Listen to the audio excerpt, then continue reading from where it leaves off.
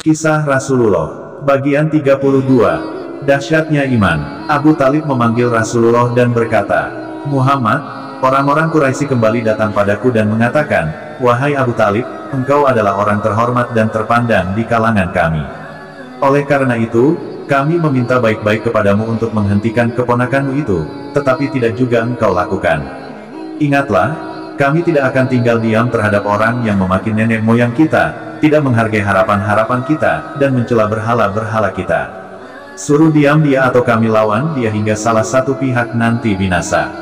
Petik 1 Petik 2. Abu Talib memandang wajah keponakannya lekat-lekat, hampir seperti memohon, lalu katanya, "Jagalah aku, nak, jaga juga dirimu. Jangan aku dibebani dengan hal-hal yang tidak dapat kupikul." Petik 2. Rasulullah tertegun. Beliau tahu, pamannya seolah sudah tidak berdaya lagi membelanya. Pamannya hendak meninggalkan dan melepasnya. Sementara itu, kaum muslimin masih lemah dan belum mampu membela diri. Namun, semua diserahkan pada kehendak Allah. Rasulullah bertekad untuk terus berdakwah. Lebih baik mati membawa iman daripada menyerah atau ragu-ragu. Oleh karena itu, dengan seluruh kekuatan jiwa, Rasulullah berkata, "Paman, demi Allah, kalaupun mereka meletakkan matahari di tangan kananku dan bulan di tangan kiriku agar aku meninggalkan tugas ini, sungguh tidak akan kutinggalkan. Biar nanti Allah yang akan membuktikan apakah kemenangan itu ada di tanganku atau aku binasa karenanya." Begitulah kedahsyatan iman Rasulullah. Abu Talib sampai tertegun dan gemetar mendengar tekad keponakannya itu. Rasulullah pergi sambil menitikkan air mata, tetapi Abu Talib memanggilnya kembali sambil berkata, "Anakku, katakanlah sekehendakmu, aku tidak akan menyerahkan engkau apapun yang terjadi." Utsman dan Ruqayyah. Sore itu, Rasulullah pulang ke rumah dengan hati yang sangat sedih. Seharian, beliau melihat para pengikutnya disiksa. Betapa berat penderitaan orang-orang muslim saat itu. Khadijah menghampiri suaminya tercinta, dihibur dan dikuatkannya kembali diri Rasulullah. Tiba-tiba, pintu terbuka. Ruqayyah, putri kedua Rasulullah, tiba-tiba masuk sambil menangis. Ruqayyah mendekap pangkuan ibunya sambil menangis terseduh-seduh. "Ada apa sayang?" tanya Khadijah begitu lembut, menutupi kekhawatirannya sendiri akan berita buruk yang dibawa putrinya itu. "Suamiku menceraikan aku, Bunda," isak Ruqayyah. "Ayah mertuaku, Abu Lahab, menyuruh suamiku menceraikan aku dan suamiku menurut.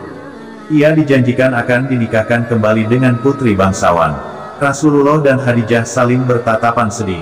Sudah sekejam itu Abu Lahab bertindak untuk menyakiti Rasulullah dan keluarganya. "Ummu Jamil, ibu mertuaku, merobek-robek bajuku," lanjut Ruqayyah pilu.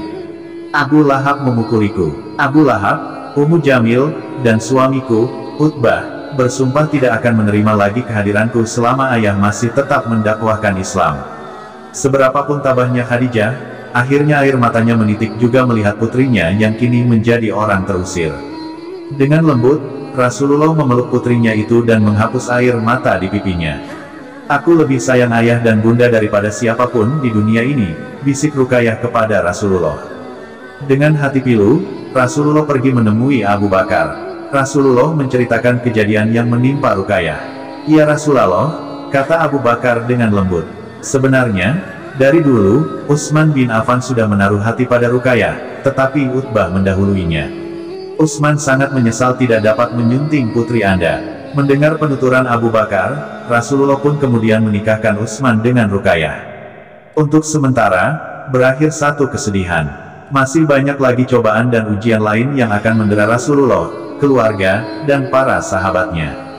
Duri-duri di jalan, gangguan Ummu Jamil dan Abu Lahab semakin menjadi-jadi. Setiap kali Rasulullah berjalan untuk menemui para pengikutnya, setiap itu pula beliau menemukan duri-duri bertebaran di jalan. Perlahan dan berhati-hati, Rasulullah melangkah agar duri tidak menembus kakinya. Namun, hampir setiap kali pula dalam keadaan itu, kotoran dan batu melayang ke arah beliau. Suara tawa melengking terdengar jika Rasulullah tengah sibuk menghindari lemparan batu dan kotoran. Sambil menghapus kotoran yang melekat di pakaian, Rasulullah menoleh ke arah suara tawa. Ummu Jamil dan Abu Lahab kelihatan begitu menikmati penderitaan Rasulullah. Ummu Jamil berpakaian mencolok dan selalu menatap Rasulullah dengan tatapan menghina. "Lihat, lengking Ummu Jamil, inilah Muhammad, anak gembel yang berani membawa agama baru. agama yang dikiranya dapat menyamakan kedudukan para bangsawan dan budak. Rasulullah tidak berkata apa-apa untuk membalas. Beliau hanya balik menatap dengan tatapan yang tajam. "Percuma kamu banyak berkata, istriku."